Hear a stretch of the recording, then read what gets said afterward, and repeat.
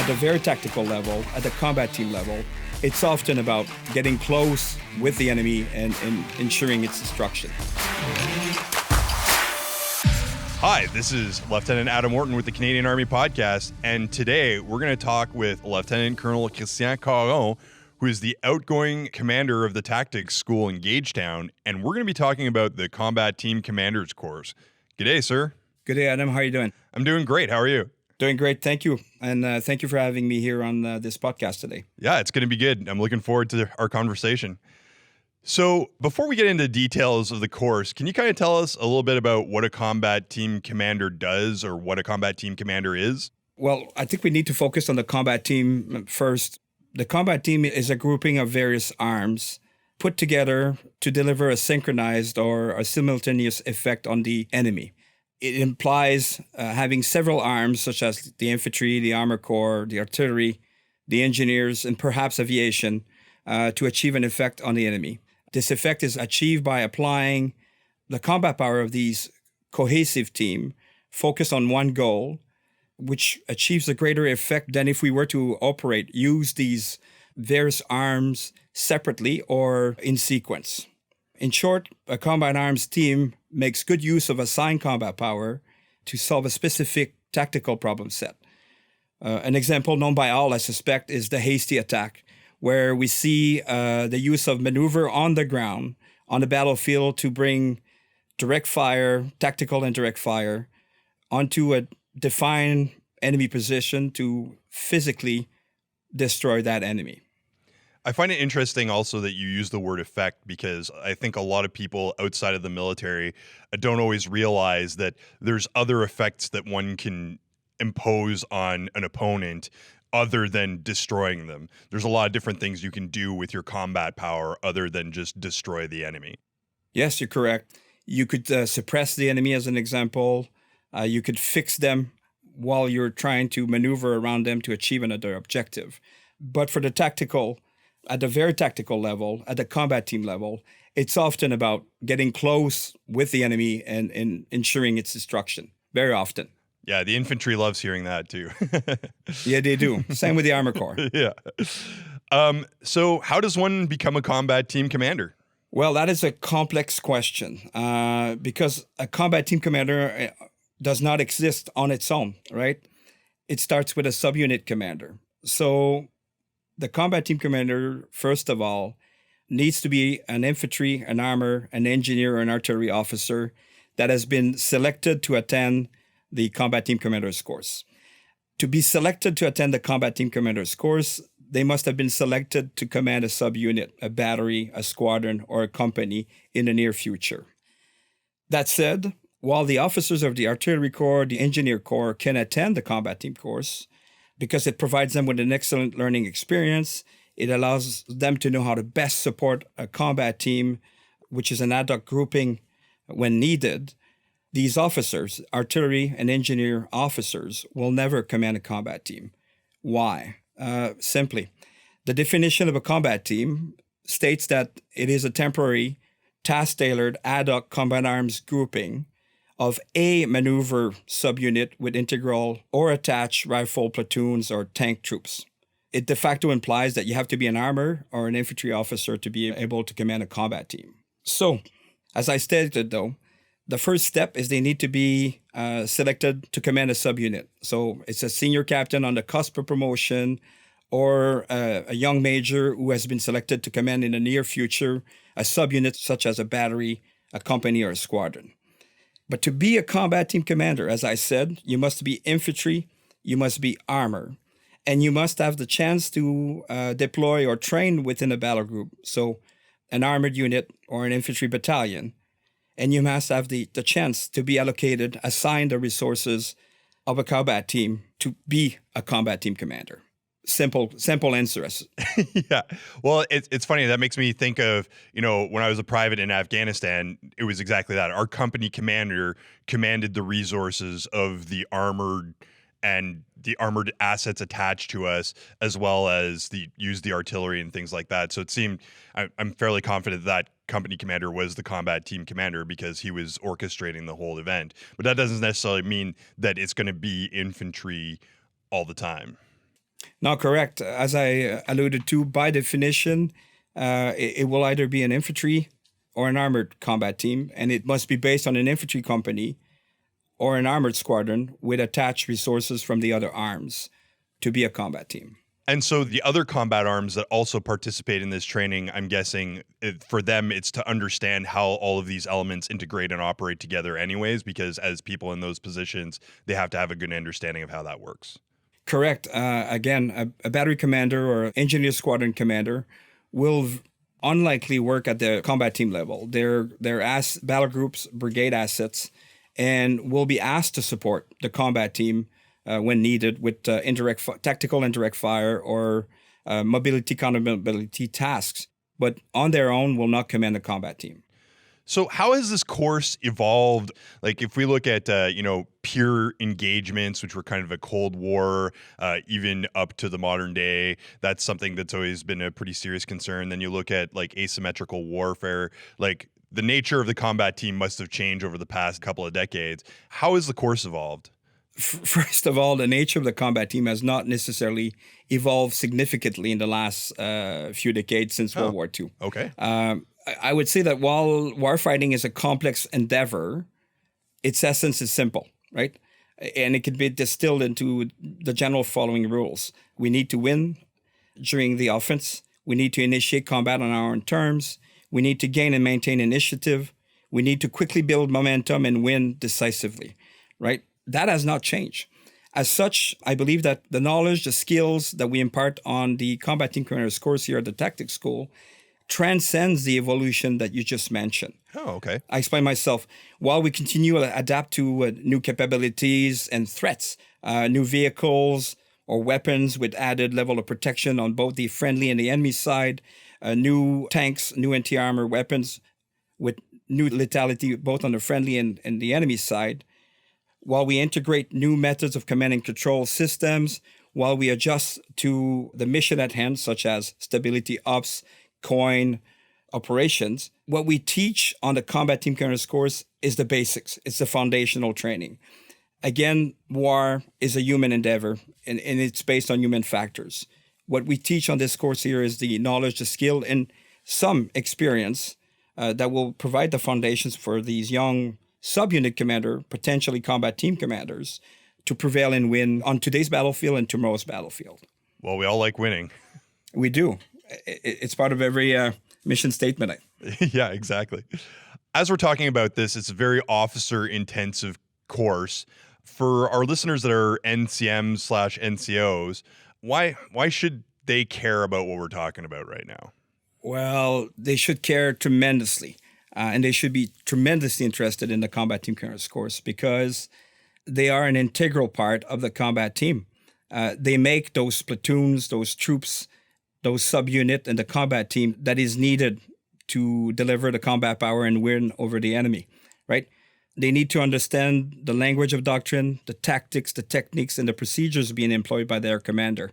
They need to understand how the combined arm, is grouped, put together, and what it does, and how a combat team can be employed. I would argue also that they need to understand their role in supporting the combat team to achieve mission success. And finally, for those of them who might be interested to transfer to become an officer upon selection, they need to understand the training, the knowledge, the skills, and the expectation of a future subunit commander and potentially combat team commander. Yeah, of course. And having made the jump myself also, like it's definitely a different mindset than when you're just operating in an NCO world. You have to focus on different things, and it's sometimes it's not easy to make that mental transition. I would agree with you in your statement. While we speak the same language, we apply the same techniques, and procedure. When you become a subunit commander and potentially a combat team commander, your areas of responsibilities and accountabilities and the factors that you must consider are many folds greater than the section commander or the platoon commander. So we're talking about NCMs and NCOs, and you mentioned before the significant amount of combat power that lies underneath a combat team commander. So during the training, what kind of resources do you have to simulate that environment of having all these different combat arms and people available to you to execute tasks? Good question. The tactics school is very well resourced to deliver one part of the equation. The tactics school has the human capital, so the instructors who are experienced and knowledgeable in combat team doctrine and tactics and techniques and procedure. The tactics school has the support staff to allow the delivery of this course. They also have the computer-based training required to prepare these officers for the next step, which is the field training portion of the course. So, as I said, in its simplest form, the first part, tactics school, is very well resourced. The second part, which is the field exercise, the tactics school depends on the field force. It depends on the divisions, brigades, and battalions and regiments out there to form that battle group with the combat support and combat and service support enablers to be able to deliver that training. On any serial of the Combat Team Caron course, those that I've delivered anyway in 2018 and 2019, we had upwards of 1,000 people deployed in support of that course. We had 80 combat vehicles, 19 Leopards, and about 61 LAV-3, LAV-6 armored fighting vehicles. And we had about 100 support vehicles of all denominations. So we're putting a battle group of 1,000 plus people in the field to support the training of 36 students. It's a lot of effort, a lot of resources being put to deliver excellent training and achieve tremendous outputs, which are those young subunit commanders who are professional and ready to take command. That's a lot of moving parts. So we've got all these labs and tanks and personnel out in the field. And like, if we look at, all the other training courses, whether it's PLQ or even Maple Resolve, there's usually some sort of culminating battle where there's, tanks and things blowing up everywhere and, infantry soldiers running around shooting things, airplanes, you name it. Is there a final exercise along those lines? You're talking about the field portion of the exercise. Is there a final exercise like that kind of has that dramatic punch to it as you're going through it? Unlike what we used to call Phase 4 training, the officer training of the olden days, late 90s, early 2000s, where we had Exercise Common Ground, which was this final exercise you're talking about, the Combat Team Commander's course does not have a final exercise. It has a field portion to the course, known in the past as Exercise Common Ground 2 for session 2018-2019, and will be known as Exercise Tactica Gauntlet for session 2020 and on. While we don't have this culminating final exercise, final drive exercise, like some of us may remember, the FTX exposes the candidates to live combat simulation to the best we can offer them out there without having a real enemy shooting at them. This exercise, throughout the 2 weeks of its conduct, provides the candidates with the friction of working with a real battle group commander. It provides them the opportunity to work with a unit, a subunit, and a combat team that they don't know, because in general, they don't belong to that supporting unit. It exposes them to weather. And let me be frank here, 2018 was not unlike Barbarossa 1941 in terms of weather: rain, snow, sleet, mud, which had a tremendous impact on the vehicle fleet, but also on the students and their ability to deliver the combat power in question. They have to contend with lack of sleep and intense operations. What this exercise does for them as well is it puts them in the hot seat for about 48 hours. 24 hours of planning parallel to the conduct of operation, 24 hours while they're in command. Those 24 hours in command, while they had planned for a specific task, let's say an enabling ops, where they were to do an advance to contact, during those 24 hours on the ground with that combat team, they have to react quickly to changes to situation, groupings, tasks, and missions assigned by that battle group commander, who's creating these combat team problem set for the candidates to resolve and effect. All in all, while there's no final exercise Common Ground 2, soon to be Exercise Tactica Gauntlet, provides them with the most fidel training opportunity that they can get out there. And the comments from the students is that they're very, very well prepared at the end of that course. So We're talking about this soon to be called Tactica Gauntlet exercise. Have you seen any kind of outside the box thinking in terms of solving problems more creatively than one might expect? To use a pop culture reference, the old Captain Kirk and the Kobayashi Maru, where he just reprograms the simulator. I feel like probably our exercise is a little bit more robust, that you can't cheat the system specifically. But fundamentally, the idea is thinking outside the box and coming up with creative solutions. I appreciate your pop culture reference. It is a great question. We would all like to think that we're the next Alexander the Great, right? The next Rommel, perhaps the next Patton even. Yeah. But that's not what the course is about. Honestly and frankly, I cannot think of any example. And that's not the fault of the students. It is not the fault of the tactics school. We have the simulation required to create those scenarios. The Kobayashi Maru example. The unfortunate part is we have the students for a very short period of time, and time is precious, and we have a lot to teach them. So because of that, we cannot allow ourselves the extravagancy of having this ultimate scenario where all students potentially will fail. That said, I'd like to let you know, though, that while we don't have this ultimate scenario, every student is being challenged constantly on their application of doctrine, tactics, techniques, and procedure, and their thought process and their command skills. Well, it's interesting that you say that, because it is true that outside the box thinking is important under certain circumstances, but you gotta walk before you can run sometimes also. So coming up with these crazy Alexander the Great-esque schemes is, I'm sure it's ideal, but you got to start somewhere before you get to there. I agree. I mean, it is our mandate. It is our role at the tactics school to impart this basic knowledge of doctrine, of tactics, techniques, and procedures. And once you have this basic knowledge, you can then divert. You can then decide to not use these specific doctrinal technique, tactics, and procedure.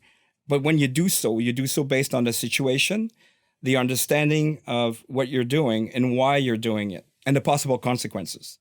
So, sir, also COVID-19 comes into play here for the Combat Team Commanders course. What changes have been made to the course in order to accommodate this, and will there be a course run this year? The course will occur this year. Same time, same place in Gagetown, same number of candidates. But like the Army is deploying troops overseas without exercise Maple Resolve, we're going to conduct the Combat Team Commanders course without the FTX. To replace the FTX, we came up with different strategies where we increase the time spent in CACs, so a computer-assisted exercise, where we actually can do more. Field simulation is great, but the CACs allows us to do things that we can't do in the field. So yes, while they're not deprived of sleep, they don't have to deal with weather, they can be exposed to proper CAS, so close air support. They can be exposed to close air attack. They can be exposed to proper artillery fires, tactical and strategic. They can be exposed to mines and an actual enemy that can fight back, right? And feel the effect of that enemy. So when you're talking about the Kobayashi Maru scenario, Combat Team Commanders Course 2020 can offer an experience closer to that than the actual field FTX. But I don't want to be quoted here to say that it is a better thing. The lack of an FTX is not desirable and is out of the norm, and it's only for the COVID measures of 2020. We really want to go back to having an FTX once COVID is no longer as a determining factor as it is today. Caxes and toots can only carry you so far, but you're not living the life until you're That's it. Tired and miserable, right? So you yourself have done this course. What was your experience on it? And, what did you apply from that in the role that you're just finishing up in right now? I did the course back in 2009. It was an excellent course back then. And what I've learned from it is the doctrine. I've learned the techniques, the tactics, and procedures. At the risk of repeating myself, I've learned how to best employ the combat power available to me as a combat team commander, how to synchronize their effect to defeat the enemy at the least cost possible to my combat team, right? What I've learned is how to adapt and overcome to changing situations. And I've learned how to hone my command and communication skills throughout that course. So informed by experience as an OC and as a combat team commander, we've continually evolved this course to where it is right now, where we offer the best experience possible, the most realistic training possible to prepare those young subunit commander and potential combat team commander to overcome the challenges of the now and the future. Well, I think that sums things up quite nicely. Is there anything else you'd like to add before we wrap this up? Yeah, if you allow me, Adam, I would like to talk about the fact that it is the combat team commander's course and the associated field training exercise is a tremendous experience.